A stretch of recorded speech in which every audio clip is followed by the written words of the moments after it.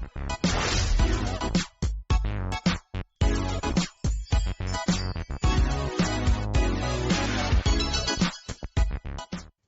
हमने पहले भी जो है एल्काइल हैलाइड्स को, हेलो एल्केन्स को और हेलो एरीन्स को प्रिपेयर करने के कुछ मेथड देखे थे। वो मेथड कौन से थे? जो हम हाइड्रोकार्बन में ऑलरेडी पढ़ के आए थे। पर अब क्योंकि हमको SN1 और SN2 के बारे में, मतलब न्यूक्लियोफिलिक सब्स्टिट्यूशन रिएक्शन के बारे में पता लग गया है, तो कुछ एक मेथड ऐसे भी होते हैं जहां पे आप न्यूक्लियोफिलिक सब्स्टिट्यूशन के रिएक्शन के थ्रू जो है इन एल्काइल हैलाइड्स का प्रिपरेशन कर सकते हो। So preparation of alkyl halide, ठीक है।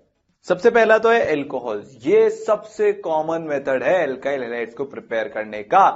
किससे भाई? मतलब कहां पे? लेबोरेटरी में भी और इंडस्ट्रियली भी, ठीक है ना। हम उनको हाइड्रोकार्बन से उतना आसानी से जो है प्रिपेयर नहीं कर सकते, क्योंकि हाइड्रोकार्बन जो है वो रिलेटिवली कम रिएक्टिव होते हैं एज कंपेयर टू एल्कोहल्स, ठीक है। तो जो जनरल सबसे मेथड है वो एल्कोहल से ही प्रिपरेशन का मेथड है। तो यहां पे दो रास्ते हम अपना सकते हैं।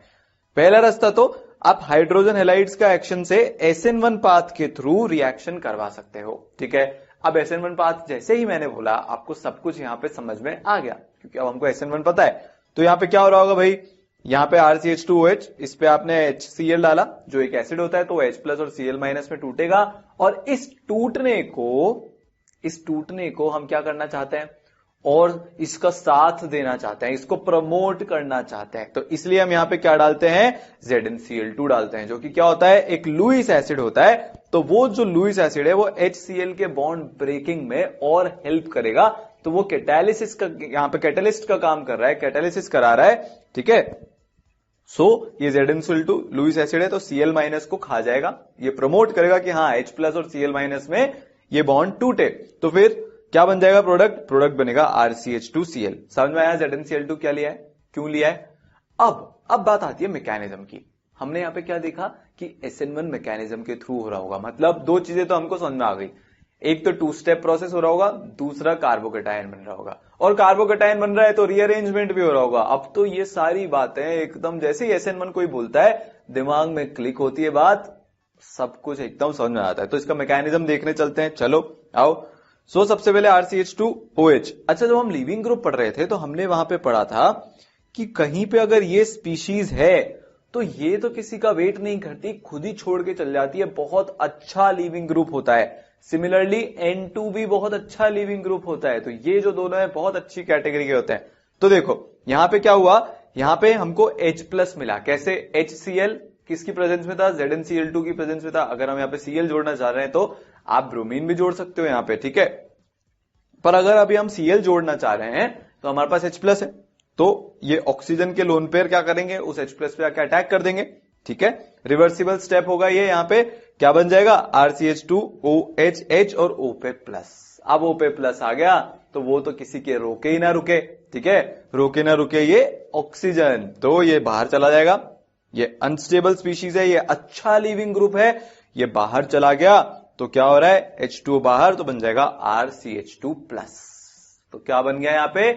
कार्बोकेटायन। कौन से स्टेप प्रोसेस हो रहा है? 2 स्टेप प्रोसेस हो रहा है। SN1 मैकेनिज्म के थ्रू हो रहा है ना? हो रहा है, ठीक है। SN1 यहां पे हो जाएगा, फिर जो X माइनस आपने ZnCl2 ने खाया था वो उसको वापस छोड़ देगा और आपके पास बन जाएगा RCH2X। तो एल्कोहल से हमने शुरू किया, हेलो एल्केन पे हम आए, ठीक है। तो ये बहुत ही बढ़िया तरीका हुआ इसको बनाने का। तो यहां पे हम लिख लेते हैं भाई सारी कैरेक्टरिस्टिक। इस रिएक्शन में कार्बोकेटायन इंटरमीडिएट हो रहा है फॉर्म, तो रीअरेंजमेंट होगा, ठीक है, नॉर्मल बात है। अब हमारे लिए ये ZnCl2 की खास बात है। एक तो लुईस एसिड की तरह बिहेव कर रहा है, तो H प्लस जनरेशन में HCl से हमारी मदद करेगा। दूसरा, वो डिहाइड्रेटिंग एजेंट की तरह भी काम कर रहा है, तो वो H2O को एब्जॉर्ब कर लेगा रिएक्शन से, तो गुड यील्ड ऑफ हैलाइड जो है वो ऑब्टेन होगी। आप यहां पे ध्यान रखो, जो H2O है वो वन ऑफ द प्रोडक्ट है। अब अगर हम ली शैटलियर्स प्रिंसिपल को याद करेंगे तो ली शैटलियर प्रिंसिपल ऐसा बोलता था कि अगर आपने कोई ऐसा मैकेनिज्म बना लिया जिससे कि आप प्रोडक्ट को बाहर निकालते जा रहे हो, तो रिएक्शन की जो यील्ड है वो बहुत बढ़िया बनेगी। याद करो कि वो रिएक्शन रिवर्सिबल था। जब H प्लस ने अटैक किया तब क्या था? रिएक्शन रिवर्सिबल था। तो आप अगर H2O प्रोडक्ट को हटाते जा रहे हो, वही लिविंग ग्रुप था, H2O बाहर आया, अब हमने ZnCl2 डाला है तो वो H2O को एब्जॉर्ब कर रहा है। H2O को एब्जॉर्ब कर रहा है तो आप रिएक्शन से क्या कर रहे हो, प्रोडक्ट को हटाते जा रहे हो। तो ली शार्ट्रियर प्रिंसिपल के मुताबिक रिएक्शन और ज्यादा आगे जाने की कोशिश करेगा। क्यों? क्योंकि इक्विलिब्रियम को बैलेंस करना है। तो ZnCl2 यहां पे डबल धमाका ऑफर लगा के बैठा है, ठीक है ना।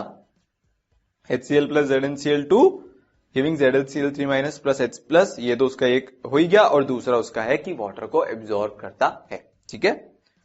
अब रिएक्टिविटी ऑर्डर अगर हम अल्कोहल की बात करें तो बहुत सिंपल है, सब कुछ SN1 जैसा चल रहा है। जितना ज्यादा इंटरमीडिएट स्टेबल बनेगा जो कार्बोकैटायन है उतना बढ़िया। तो 3 डिग्री ज्यादा स्टेबल होगा, फिर 2 डिग्री, फिर 1 degree. So tertiary alcohol more than secondary alcohol more than primary alcohol, stability की बात हो रही है, ठीक है। अब अगर अपन बात करें कि HX की रिएक्टिविटी की, तो HX की रिएक्टिविटी ऐसी क्यों आ रही है, ये कुछ नया है, यहां पे हमको थोड़ा सा दिमाग लगाना पड़ेगा। देखो रिएक्शन की फर्स्ट स्टेप में क्या हो रहा था, ये RCH2OH, इस पे हमको H प्लस चाहिए था ताकि ऑक्सीजन के लोन पेयर जाके अटैक कर सके और इसको हम एक बहुत अच्छे लीविंग ग्रुप में कन्वर्ट कर सकें। हमारा पर्पस क्या है, OH को हटाना, हैलोजन को लगाना। OH को हटाना है तो आपको OH को पहले बाहर भी निकालना पड़ेगा। तो OH को अगर आपको पहले बाहर निकालना है तो पहले आपको उसको अच्छा लीविंग ग्रुप भी बनाना पड़ेगा। अच्छा लीविंग ग्रुप बनाने के लिए आपको H प्लस की जरूरत है। तो यहां पे जितना ज्यादा H प्लस होगा उतना ही अच्छा लीविंग ग्रुप OH बनता जाएगा, क्योंकि वो H प्लस लेता जाएगा और बाहर निकलने की कोशिश करता रहेगा, बाहर निकलता जाएगा। तो जो जितना अच्छा एसिड होगा तीनों में से, HI, HBr, HCl में से, वो इस रिएक्शन को उतना प्रमोट करेगा, इस रिएक्शन की रेट वो उतनी बढ़ाएगा। तो फिर सबसे अच्छा एसिड कौन होता है, सबसे अच्छा होता है एसिड HI, फिर उसके बाद HBr, फिर उसके बाद HCl। EDE जब हम पढ़ रहे थे तो हमने वहां पे इसका एनालिसिस किया था, ठीक है। तो HI अच्छा एसिड होता है इसलिए उसकी रिएक्टिविटी सबसे ज्यादा, फिर HBr की, फिर HCl की, ठीक है। तो ये बात हुई है ना। अब एक इंपॉर्टेंट यहां पे बात, HCl प्लस ZnCl2 जो है वो लूकास रिएजेंट कहलाता है। क्या कहलाता है, लूकास रिएजेंट कहलाता है। तो एल्कोहल जो है वो लूकास रिएजेंट के साथ क्या देता है, टर्बिडिटी देता है, टर्बिडिटी, ठीक है। तो क्या होता है, सब कुछ थोड़ा सा मटमैला सा हो जाता है, जिस भी सॉल्यूशन में हम इसको डालते हैं तो वो टर्बिडिटी कहलाती है। ऐसा कुछ हो रहा होता है, देखो, ठीक है। तो यहां पे जैसे हम HCl प्लस ZnCl2 की रिएक्शन अल्कोहल के साथ कराते हैं, तो आपने लेट से एक सॉल्यूशन में आपने एक जगह अल्कोहल ले रखा है, फिर आपने उसमें HCl प्लस ZnCl2 डाल दिया जो कि लूकास रिएजेंट है। तो अगर वहां पे रिएक्शन हो रहा होगा तो टर्बिडिटी आ जाएगी ऐसे, और अगर नहीं हो रहा होगा तो नहीं आएगी। तो ये एक टेस्ट की तरह से काम करता है कि भैया ये अल्कोहल ने रिएक्शन दिया कि नहीं दिया, ठीक है। तो ये बहुत इंपॉर्टेंट एक रिएजेंट है, क्योंकि हमको बता रहा है कि हाँ रिएक्शन हो रहा है कि नहीं हो रहा है, ठीक है ना। सो कुछ देख लेते हैं। अगर हम बात करें 1 डिग्री अल्कोहल, 2 डिग्री अल्कोहल और 3 डिग्री अल्कोहल की, और हम ये नोट करें कि कितने टाइम लग रहा है इनको टर्बिडिटी देने के लिए, किसके साथ, लूकास रिएजेंट के साथ आप एक्सपेरिमेंट करोगे तो आपके पास ये टाइम आएगा। 1 डिग्री अल्कोहल को तो 30 मिनट लगे, 2 डिग्री अल्कोहल 5 मिनट लगे, और 1 डिग्री और 3 डिग्री अल्कोहल को 1 मिनट लगा। ऐसा क्यों हो रहा होगा, सोचो जरा। टर्बिडिटी आ कैसे रही है, टर्बिडिटी आने के लिए पहले कार्बोकैटायन बन रहा है, SN1 मैकेनिज्म है। तो रिएक्शन कितना जल्दी होगा ये किस पे डिपेंड कर रहा है, ये डिपेंड कर रहा है कार्बोकैटायन की स्टेबिलिटी पे। अब मेरे को एक बात बताओ, कार्बोकैटायन कहां पे सबसे ज्यादा स्टेबल होता है, 3 डिग्री में सबसे ज्यादा स्टेबल होता है। तो सबसे ज्यादा टर्बिडिटी, सबसे जल्दी टर्बिडिटी कहां पे आएगी, 3 डिग्री में आएगी। दिख भी रहा है, 1 मिनट में रिएक्शन हो गया। 2 डिग्री में 5 मिनट में आई, 1 डिग्री में 30 मिनट में आई। तो ये एक और प्रूफ है कि रिएक्शन यहां पे कार्बोकैटायन के फॉर्मेशन के थ्रू ही हो रहा है, ठीक है। क्योंकि अगर कार्बोकैटायन के फॉर्मेशन के थ्रू नहीं हो रहा होता तो फिर ये जो टाइम है ये नहीं आता ना, ये तो तभी आएगा जब SN1 मैकेनिज्म के थ्रू रिएक्शन हो रहा हो। तो ये जो ऐसी चीजें है ना, ये हमारा विश्वास बढ़ाती है किसमें, जो हमने मैकेनिज्म निकाला है उसमें। ये केमिस्ट लोग, ऑर्गेनिक केमिस्ट्री इतनी वैरायटी से भरपूर है, यहां पे इतनी सारी चीजें पॉसिबल होती हैं कि जब हमको कोई ऐसे रिएजेंट मिलते हैं जो हमारे बिलीफ को स्ट्रेंथन करते हैं, तो वो जो रिएजेंट होते हैं वो बहुत ही काम के होते हैं, ठीक है।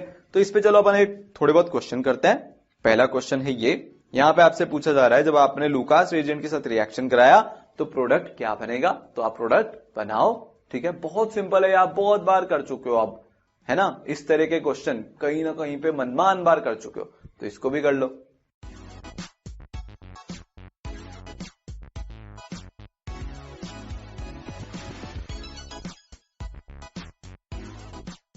तो क्या होने वाला है यहां पे, सोचो जरा भाई। आपने HCl डाला, H+ आएगा, यहां पे लोन पेयर अटैक H+ पे, तो ये बाहर बनेगा क्या, कार्बोकैटायन। ये कार्बोकैटायन जो है वो रीअरेंज होगा, यहां पे रीअरेंजमेंट पॉसिबल है, तो यहां पे रीअरेंजमेंट हुआ। रीअरेंजमेंट हुआ तो क्या हो गया भाई, रीअरेंजमेंट हुआ तो ये हुआ कि हाइड्राइड शिफ्ट हुआ। हाइड्राइड शिफ्ट हुआ तो कार्बोकैटायन यहां बीच में आ गया होगा, इस वाले कार्बन पे ये इधर शिफ्ट होकर इधर आ गया होगा, यहीं पे आके Cl- अटैक करेगा तो Cl यहीं पे जुड़ेगा। तो रीअरेंजमेंट का ध्यान रखना है, ठीक है। सबने यही बनाया होगा, अब तो हमारी आदत हो चुकी है ये सब करने की, है ना। अब यहां पे रिएक्शन हो रहा है भाई, HCl ZnCl2, क्या प्रोडक्ट बनेगा, यहां से ये बाहर जाएगा, इस पे पॉजिटिव चार्ज आएगा, ठीक है। अब फिर क्या होगा कि वो पॉजिटिव चार्ज जो है वो रीअरेंज होगा और वो यहां पे आ जाएगा, इस जगह आके Cl जुड़ जाएगा। तो Cl- अब यहां पे आके अटैक करेगा, Cl- यहां पे आके अटैक करेगा तो प्रोडक्ट क्या बन जाएगा, ये। अब जरा यहां पे एक बात का ध्यान रखना कि अगर आपसे कोई यहां पे पूछ लेता कि नंबर ऑफ प्रोडक्ट्स कितने बन रहे हैं, तो यहां पे नंबर ऑफ प्रोडक्ट्स बनेंगे 4, ठीक है। कितने बनेंगे, 4 बनेंगे। क्यों, क्योंकि ये कायरल है और ये कायरल है। यहां पे अगर आप ध्यान से देखोगे तो चारों जो ग्रुप हैं दोनों कार्बन पे वो अलग अलग हैं, ठीक है। और यहां पे कोई मीजो बनने की भी चांस नहीं है, तो क्या होगा, RR बनेगा, SS बनेगा, RS बनेगा, SR बनेगा। तो टोटल कितने प्रोडक्ट बनेंगे, 4 प्रोडक्ट बनेंगे, क्योंकि स्टीरियो केमिस्ट्री यहां पे पिक्चर में आ रही है, ठीक है ना। चलो, तो ये ध्यान रखना, नंबर ऑफ प्रोडक्ट्स में एक बार के लिए जरूर सोचना है कि भैया कहीं स्टीरियो केमिस्ट्री तो नहीं लग रही यहां पे, है ना। चलो आगे चलते हैं। अब ये अच्छा क्वेश्चन है, आपसे पूछा जा रहा है कि कितने अल्कोहल्स ऐसे हैं जो इमीडिएट टर्बिडिटी देंगे on reaction with Lucas reagent, मतलब किनका रिएक्शन फास्ट होगा, ठीक है। रिएक्शन किनका फास्ट होगा, जिनका कार्बोकैटायन बहुत स्टेबल बनेगा, तो वो इमीडिएट टर्बिडिटी देंगे। तो अब आप इन सब में से ढूंढ के बताओ कि किसमें रिएक्शन फास्ट होगा, किसमें इमीडिएट टर्बिडिटी आएगी। नंबर निकालना है कि इनमें से, सातों में से कितने कंपाउंड लूकास रिएजेंट के साथ इमीडिएट टर्बिडिटी देंगे, कितने नहीं देंगे। तो आपको इसका नंबर निकालना है, कितने देंगे, ठीक है। तो निकालो।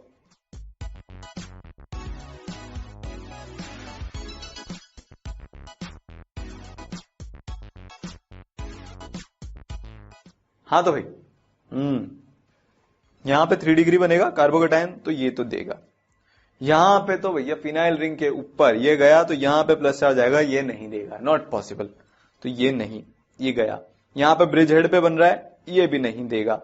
यहां पे भी क्या बन रहा है, sp2 कार्बन पे आ रहा है, नहीं नहीं नहीं नहीं, इमीडिएट टर्बिडिटी तो नहीं आएगी, ठीक है ना। ये कार्बन बॉन्ड टूटने देगा नहीं इतनी आसानी से, क्योंकि ऑक्सीजन के लोन पेयर के साथ रेजोनेंस हो रहा है और पार्शियल डबल बॉन्ड कैरेक्टर आ रहा है। यहां पे भी वही हो रहा होगा, पार्शियल डबल बॉन्ड कैरेक्टर आ रहा होगा, तो ना ना ना ना ना, ये बॉन्ड इतनी आसानी से नहीं टूटेगा। यहां पे पॉजिटिव चार्ज आया इधर, तो भारी रेजोनेंस लगेगा, तो ये भी हो रहा है। तो अभी तक हमको कितने मिले, 2 मिले। यहां पे भी रेजोनेंस का फैक्टर आया फिनाइल रिंग के साथ, तो तीसरा मिल गया। यहां पे प्लस आएगा तो यहां भी रेजोनेंस आ गया, तो टोटल 4 हो गए। तो इसका आंसर क्या हो गया, 4। तो जिनका कार्बोकैटायन बहुत मस्त स्टेबल बन रहा है वो लूकास रिएजेंट के साथ इमीडिएट टर्बिडिटी देंगे, बाकी नहीं देंगे, ठीक है। आगे चले, चलो अब अगला सवाल है आपके पास ये। तो यहां पे क्या हो रहा है, आपने इसका लूकास रिएजेंट के साथ रिएक्शन करवाया तो क्या होगा, यहां पे प्लस आएगा। अब यहां पे क्या रीअरेंजमेंट होगा, क्या यहां पे रीअरेंजमेंट होगा। अब देखो, इसको डांसिंग रेजोनेंस के साथ कंफ्यूज नहीं करना है। डांसिंग रेजोनेंस कब होता है, जब ऐसे 4 मेंबर्ड रिंग पे प्लस आता है। यहां पे 4 मेंबर्ड रिंग के बाहर प्लस आया है, तो वो अपना एंगल स्ट्रेन कम करना चाहेगा, ठीक है। एंगल स्ट्रेन ये रिंग अपना कम करना चाहेगी, तो ये क्या करेगी, ये रीअरेंजमेंट हो जाएगा, रिंग एक्सपेंशन हो जाएगा और ऐसा कुछ बनेगा। अब ये रिंग को पसंद नहीं आएगा, क्यों, क्योंकि पहले यहां पे 3 डिग्री कार्बोकैटायन था, यहां पे 2 डिग्री हो गया, तो फिर से एक मिथाइल शिफ्ट भी होना पड़ेगा। तो यहां पे पहले मिथाइल शिफ्ट होगा, फिर ऐसा होगा, तो अब यहां पे दोबारा से 3 डिग्री बन रहा है, तो हमारा जो प्रोडक्ट है वो बन जाएगा कुछ ऐसा, ठीक है, यहां पे दोबारा से 4 प्रोडक्ट आएंगे क्योंकि 2 कायरल सेंटर बन रहे हैं। तो टोटल नंबर ऑफ प्रोडक्ट्स अगर आपसे पूछा जाए तो आप क्या बोलेंगे कि टोटल नंबर ऑफ प्रोडक्ट्स हैं 4। ठीक है, ये तो बात हुई लूकास रिएजेंट के साथ या फिर जनरल HX और ZnX2 के साथ की रिएक्शन की। पर यहां पे एक प्रॉब्लम है और वो प्रॉब्लम काफी बड़ी है। प्रॉब्लम क्या है? रीअरेंजमेंट की। मान लो हमने ये लिया है, ठीक है, यहां पे CH है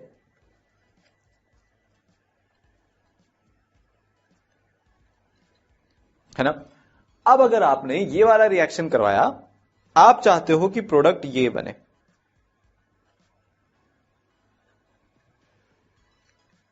पर ये प्रोडक्ट तो बनेगा ही नहीं। This product not possible with, यहां पे इसको लिखते हैं, this product is not possible with क्या भाई? HX and ZnX2। क्यों? क्योंकि यहां पे ये नहीं बन सकता, क्योंकि यहां पे रीअरेंजमेंट हो रहा है। हमको ये सब नहीं चाहिए, हम नहीं चाहते रीअरेंजमेंट हो रहा है, हम नहीं चाहते कि यहां पे रीअरेंजमेंट हो। हम तो चाहते हैं जहां पे से OH हटा वहीं पे आके Cl जुड़े।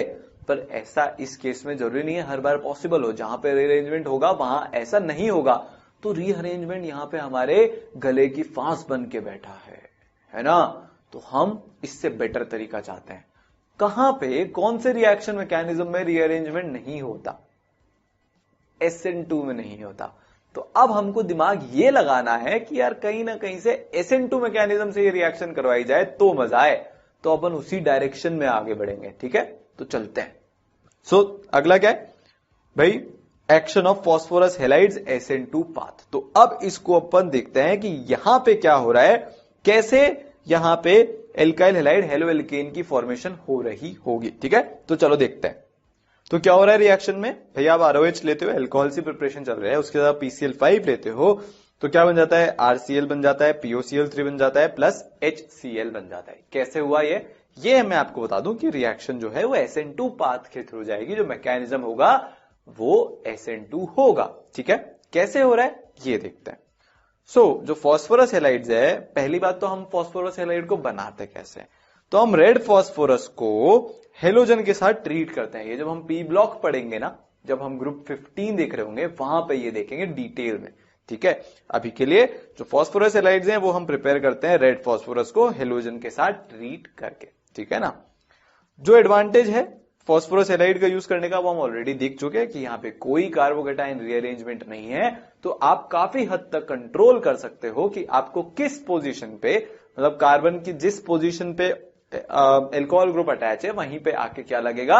हेलोजन ग्रुप आके लगेगा।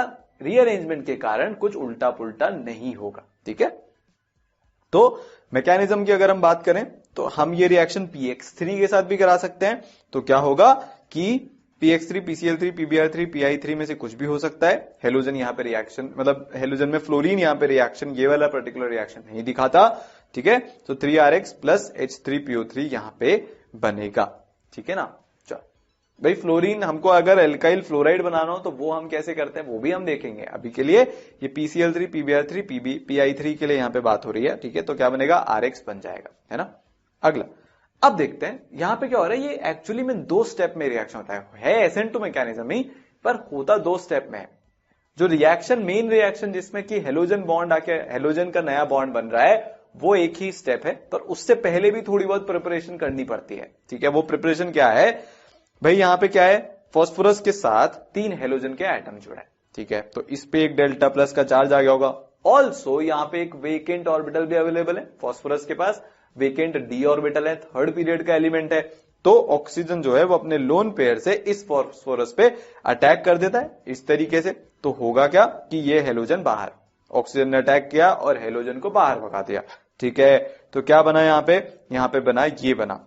अब यहां पे जो इलेक्ट्रोनेगेटिव एलिमेंट है उस पे प्लस आ गया। ऑक्सीजन पे प्लस जो है ना, वो ऑक्सीजन को बिल्कुल पसंद नहीं है। ऑक्सीजन सिर्फ जब फ्लोरीन के साथ अटैच होता है इलेक्ट्रोनेगेटिविटी के कारण, तब वो अपने ऊपर डेल्टा प्लस या किसी भी तरह का प्लस बर्दाश्त कर सकता है, उसके अलावा नहीं कर सकता। अगर अब वो उसके अलावा प्लस बर्दाश्त नहीं कर सकता तो वो इस X- से बोलेगा यहां पे बहुत अनस्टेबिलिटी छाई हुई है, इस अनस्टेबिलिटी को देख के ऑल्सो यहाँ पे ऑक्सीजन पे प्लस आ गया तो वो भारी इलेक्ट्रोनेगेटिव हो गया। भारी इलेक्ट्रोनेगेटिव हो गया तो कार्बन से इलेक्ट्रॉन खींचेगा, तो कार्बन पे क्या आ जाएगा, डेल्टा प्लस आ जाएगा। कार्बन पे डेल्टा प्लस आ जाएगा तो ये जो X माइनस है ये बैक साइड से अटैक कर देगा, सामने से तो कर नहीं सकता क्योंकि ग्रुप निकला थोड़ी ना है, अभी है तो वो अटैच्ड ही, कार्बन निकलने भी नहीं दे रहा।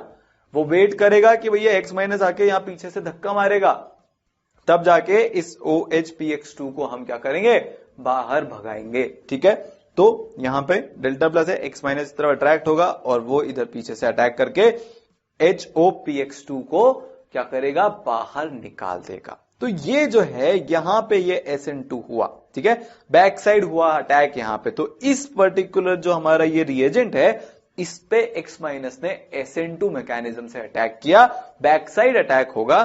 ठीक है, प्रोटोनेटेड एल्काइल डाइहेलोफॉस्फाइड पे बैक साइड अटैक होगा, किसका, X माइनस का, और उसके कारण ये तो लिविंग ग्रुप की तरह बिहेव कर रहा है और ये न्यूक्लियोफाइल की तरह बिहेव कर रहा है। ठीक है, समझ में आया यहाँ पे SN2 मैकेनिज्म कहां पे हो रहा है, किस स्टेप में हो रहा है। तो जो स्टेप 2 है वो SN2 मैकेनिज्म शो कर रही है, अटैक फ्रॉम बैक साइड, इस पे ये पीछे से आके अटैक, इधर से ये ग्रुप बाहर। ठीक है, सिंपल।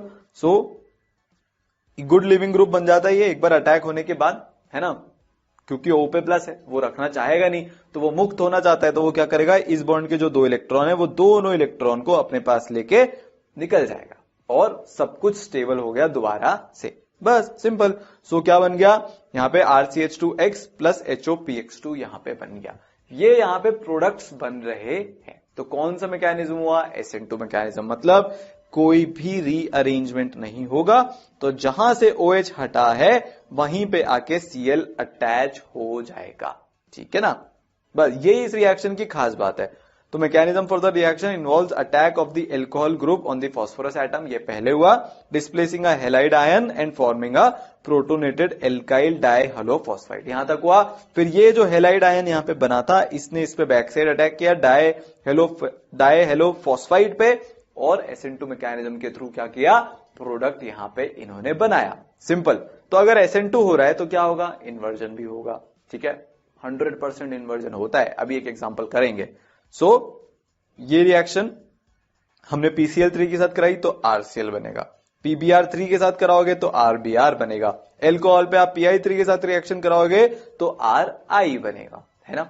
चलो कुछ सवाल करते हैं, ये तो सिंपल ही है भाई, आपने हेलोजन ही तो बदले हैं, तो जो हेलोजन के साथ रिएक्शन करवा रहे हो वही हेलोजन R के साथ आके अटैच होगा।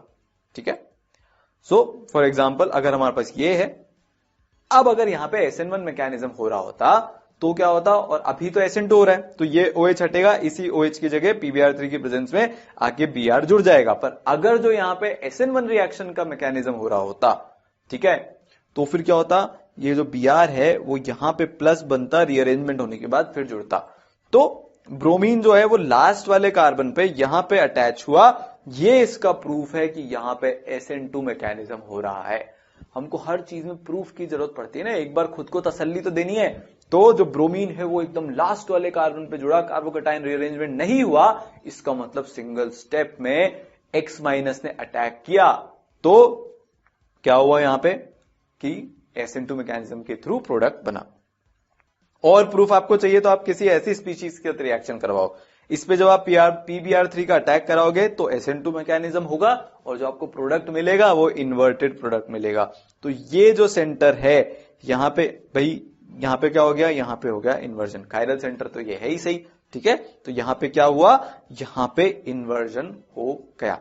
अच्छा आप देखोगे ना तो ये कायरल है और ये भी कायरल है, पर इसका कोई इन्वर्जन चेंज नहीं हुआ, मतलब यहां पे कोई भी इन्वर्जन नहीं हुआ। तो अगर ये 1 है और ये 2 है तो 1 और 2 एक दूसरे की मिरर इमेजेस नहीं है, क्योंकि एक कायरल सेंटर पे तो क्या था, कॉन्फ़िगरेशन फिक्स्ड था। तो यहां पे जो बनेंगे वो बनेंगे डायस्टीरियोमर्स।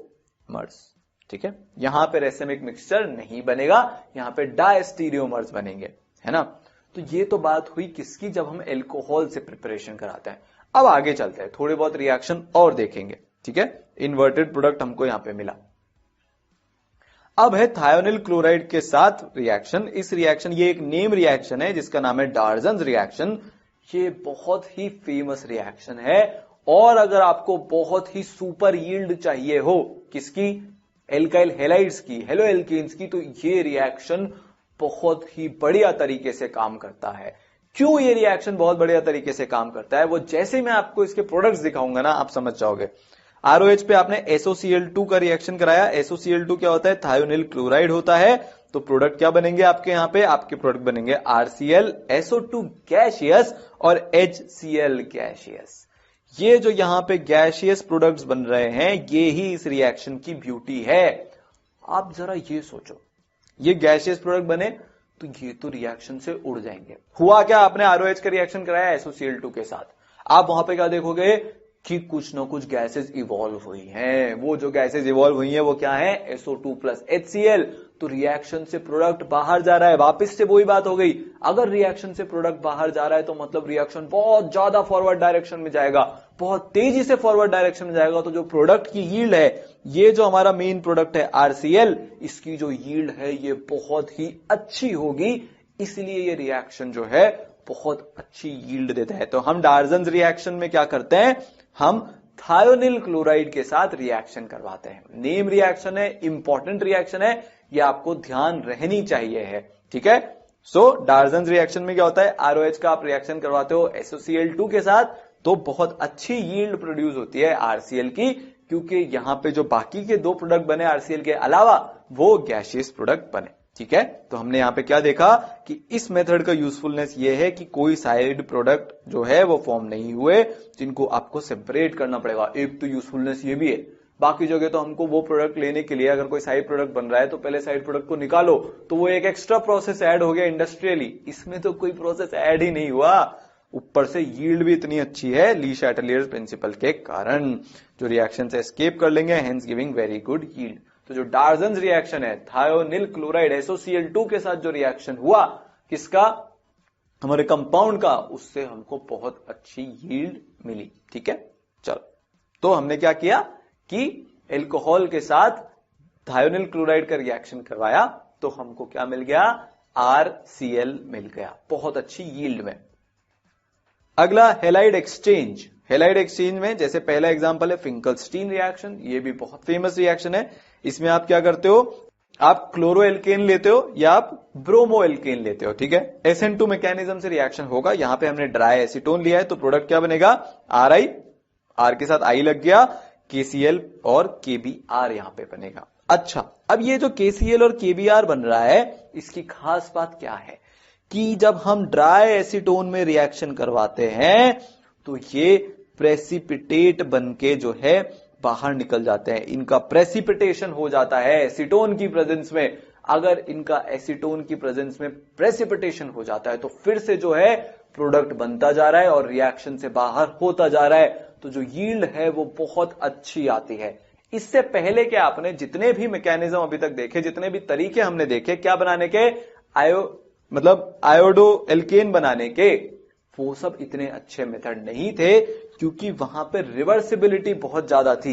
रिएक्शन जो है वो काफी हद तक रिवर्सिबल होता था उन सारे प्रोसेस में, तो यील्ड इतनी अच्छी नहीं मिलती थी। यहां पे तो क्या हुआ, आपने जो सॉल्वेंट लिया है, जिसकी प्रेजेंस में आपने रिएक्शन करवाया है, वो आपने एक ऐसा लिया है जहां पे कि जो हमारा सॉल्ट बन रहा है KCl या KBr, वो क्या होता है, वो प्रेसिपिटेट की फॉर्म में होता है। KI का प्रेसिपिटेट नहीं बनता, पर KCl या KBr का प्रेसिपिटेट बनता है। तो जो एक प्रोडक्ट बना वो रिएक्शन से बाहर जा रहा है। फिर से ली शैटलियर्स प्रिंसिपल पिक्चर में आया और उसने बताया हमको कि यील्ड बहुत अच्छी होगी, रिएक्शन रिवर्सिबल नहीं होगा, तो यील्ड बहुत शानदार होगी। तो अगर आपको आयोडो एल्केन्स फॉर्म करने हैं तो ये एक बहुत ही अच्छा मेथड है फॉर्म करने का, ठीक है, क्योंकि यहां पे रिवर्सिबिलिटी वाला फैक्टर नहीं आ रहा, जो कि बाकी सारे प्रोसेस में जब हम आयोडीन के साथ रिएक्शन कराते हैं तो काफी हद तक रिवर्सिबिलिटी वाला फैक्टर आता है। तो अगर आपको R के साथ आयोडीन को जोड़ना है तो आप इस प्रोसेस को जरूर याद करें, जहां पे आपने क्या कराया है, जहां पे आपने आयोडीन के पोटेशियम आयोडाइड या सोडियम आयोडाइड के साथ आपने रिएक्शन करवाया है RCl और RBr का, ठीक है। तो उससे आपको क्या मिल रहा है, अच्छी यील्ड मिल रही है RI की। तो ये तो हमने देखा कि RI की अच्छी यील्ड कैसे मिलती है, पर अभी तक जो आपने रिएक्शन देखे हैं उसमें तो आपने कहीं पे ये तो सुना ही नहीं कि RF बन रहा हो। RF का फॉर्मेशन तो अभी तक हमने देखा ही नहीं। हमने एक बार जब हम फ्री रेडिकल पढ़ रहे थे वहां पे देखा था ठीक है, फ्लोरिनेशन हमने वहां पे देखा था। उसके बाद अगर हमको फ्लोरीन के साथ मतलब एल्काइल फ्लोराइड अगर हमको बनाना है तो वो तो हमने देखा ही नहीं, तो वो कैसे कराएंगे? वो कराने का भी एक तरीका होता है, और वो तरीका क्या होता है? वो तरीका होता है स्वार्ट्स रिएक्शन। इस रिएक्शन में क्या होता है, आप HgF2 लेते हो और CH3Cl लेते हो, तो क्या होता है, यहां पे CH3F बन जाता है और HgCl2 बन जाता है SN2 पाथ से। अब आपके मन में आ रहा होगा कि आप यहां पे फ्री रेडिकल मैकेनिज्म के थ्रू ही फ्लोरिनेशन करा लो। नहीं करा सकते ना, वहां पे देखा नहीं था क्या, कार्बन ब्लैक बन जाता था। ऊपर से वो रिएक्शन इतनी एक्सप्लोजिव होती है, इतनी एक्सप्लोजिव होती है कि डेंजरस है, उसको कराना, उसको कंट्रोल करना बहुत ही मुश्किल होता है। यहां पे फायदा यह है कि जो रिएक्शन हो रहा है वो सॉल्यूशन के अंदर हो रहा है। सॉल्यूशन के अंदर होता है तो उसकी एक्सप्लोजिवनेस जो है वो उतनी नहीं होती, खत्म हो गई है। तो इसलिए ये जो है ये एक अच्छा मेथड है, गुड मेथड है ये, क्या, स्वार्ट्स रिएक्शन टू प्रिपेयर क्या, एल्काइल फ्लोराइड्स, है ना। तो अगर आपको आयोडीन चाहिए एल्काइल ग्रुप के साथ अच्छी यील्ड में, RI बनाना है आपको, तो आप फिंकलस्टीन को याद करो। आपको अच्छी यील्ड में RF बनाना है सेफ रहते हुए बिना एक्सप्लोजन वगैरह के, तो आप स्वार्ट्स रिएक्शन को याद करो। तो हमने यहां पे 3 नेम रिएक्शन पढ़ी। डार्जन रिएक्शन, एल्कोहल का किसके साथ हमने रिएक्शन करवाया, हमने रिएक्शन करवाया थायोनिल क्लोराइड के साथ। फिर हमने फिंकलस्टीन पढ़ा RI बनाने के लिए, और फिर हमने क्या पढ़ा, स्वार्ट्स रिएक्शन पढ़ा RF बनाने के लिए। ठीक है, आगे चलते हैं। अगला है सैंडमायर्स रिएक्शन। ये क्या है, ये है डायअज़ो सॉल्ट है, ये डायअज़ोनियम सॉल्ट। अब ये डायअज़ोनियम सॉल्ट हम कहां से लेके आ गए, ये भी एक बहुत इंटरेस्टिंग, यहां पे एक बहुत बढ़िया सा मैकेनिज्म होता है जो कि हम देखेंगे कहां पे, जब हम एल्कोहल्स पढ़ रहे होंगे तब वहां पे देखेंगे। अभी के लिए बस आप अज्यूम कर लो कि आपको डायअज़ोनियम सॉल्ट बनाना आता है। फिर जब आप उसकी रिएक्शन कराते हो CuCl के साथ, किसकी रिएक्शन कराते हो आप, डायअज़ोनियम सॉल्ट की आप CuCl के साथ रिएक्शन कराते हो, तो यहां पे अराइल हैलाइड फॉर्म हो जाता है। क्या फॉर्म हो जाता है, अराइल हैलाइड फॉर्म हो जाता है। तो ये हेलोएरीन बनाने का एक बहुत अच्छा तरीका है। अभी तक हम क्या देख रहे थे, हेलोएल्केन्स की प्रिपरेशन देख रहे थे, ये किसकी प्रिपरेशन है, हेलोएरीन की। इलेक्ट्रोफिलिक सब्स्टिट्यूशन रिएक्शन जो हमने एरोमेटिक हाइड्रोकार्बन में देखा था, उसके अलावा ये दूसरा तरीका है अराइल हैलाइड बनाने का। और N2 बाहर, ये भी एस्केप हो जाएगी गैस बनके, तो यहां पे भी जो यील्ड है वो बहुत अच्छी आएगी। तो ली शैटलियर्स प्रिंसिपल की ताकत का सबने यूज किया। ये सैंडमायर के नाम पे रिएक्शन है, इसलिए कहलाता है सैंडमायर्स रिएक्शन। ठीक है, आप ये रिएक्शन CuBr के साथ अगर कराओगे HBr के प्रेजेंस में, तो क्या बन जाएगा, ब्रोमो अरीन्स बन जाएंगे। ऊपर क्लोरो अरीन बने थे, यहां पे ब्रोमो अरीन बनेगा, वापस से N2 गैस एस्केप हो जाएगी बाहर। ठीक है, अब ये रिएक्शन आपने लिया Ki के साथ, तो क्या जुड़ जाएगा, आयोडीन जुड़ जाएगा, प्लस N2 प्लस KCl बन जाएगा।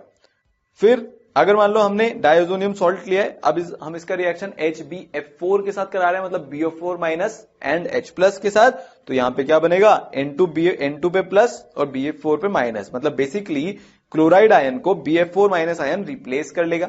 ठीक है, इसको जब हम हीट करेंगे तो फ्लोरीन जुड़ जाएगा, BF3 बनेगा और N2 बनेगा, जो कि बाहर वापस से भाग जाएगा, तो रिएक्शन की यील्ड दोबारा से अच्छी हो जाएगी। तो डार्जन, क्या, फिंकलस्टीन, स्वार्ट्स के साथ हमने अभी पढ़ा सैंडमायर रिएक्शन। ये चारों जो नेम रिएक्शन है, इसमें से जो शुरू की 3 थी वो तो हेलोएल्केन के प्रिपरेशन में बहुत काम आती है, और ये जो सैंडमायर थी ये हेलोएरीन्स के प्रिपरेशन में काफी काम आती है। ठीक है, तो एक और मेथड ऑफ प्रिपरेशन है जिसको हम बोरोडीन हंस-डीकर रिएक्शन बोलते हैं। एल्केन मतलब हेलोएल्केन आप इससे प्रिपेयर कर सकते हो। तो आप करते क्या हो भाई, RCOOAg लेते हो आप, मतलब ये क्या है, ये एक एसिड होगा, कार्बोक्सिलिक एसिड, फिर उसका आपने सॉल्ट बनाया, सिल्वर सॉल्ट है ये उसका, आप उसका रिएक्शन करवाते हो Br2 के साथ, तो प्रोडक्ट क्या बनता है, सॉल्वेंट होता है नॉन पोलर CCl4, प्रोडक्ट बनेगा RBr plus CO2 plus AgBr। ठीक है, तो अब देखो इस रिएक्शन में जो है मेन बात जो है समझने की, वो है मैकेनिज्म। यहां पे हमने नॉन पोलर सॉल्वेंट लिया है, उसका बहुत बड़ा रोल होने वाला है, तो फिर से हमको सॉल्वेंट की ताकत के बारे में पता चलेगा। तो होता क्या है, चल देखते हैं इसको, क्या है भाई इसका मैकेनिज्म। आपने ये लिया है बी आर है, यहाँ पे ओ पे माइनस है, तो वो ओ पे माइनस जो है वो जाके बी आर पे अटैक कर देगा। यहां से इस ओ माइनस ने इस बी आर पे अटैक किया, तो इस बी आर पे अटैक किया तो ये बॉन्ड इधर टूटेगा, सो ओ बी आर का बॉन्ड बन जाएगा और बी आर माइनस बाहर, वो B R minus A G plus के साथ बॉन्डिंग कर लेगा और एजी बी आर बन जाएगा। ठीक है, अब यहां पे एक प्रॉब्लम हो चुकी है। प्रॉब्लम यह है कि ये जो ब्रोमीन है इसके पास 3 लोन पेयर है, ये जो ऑक्सीजन है इसके पास 2 लोन पेयर है, तो यहां पे जो है लोन पेयर रिपल्शन लग रहा होगा। पर हमने जो इस बार सॉल्वेंट लिया है वो क्या लिया है, नॉन पोलर सॉल्वेंट लिया है। हमने से क्या लिया है, यहाँ पे CCl4 लिया है। तो अब क्योंकि CCl4 लिया है तो वो हीट्रोलिसिस को इतना फेवर नहीं करेगा, क्योंकि वो नॉन पोलर है, यहां पे चार्जेस बनने उतने फेवर नहीं होंगे।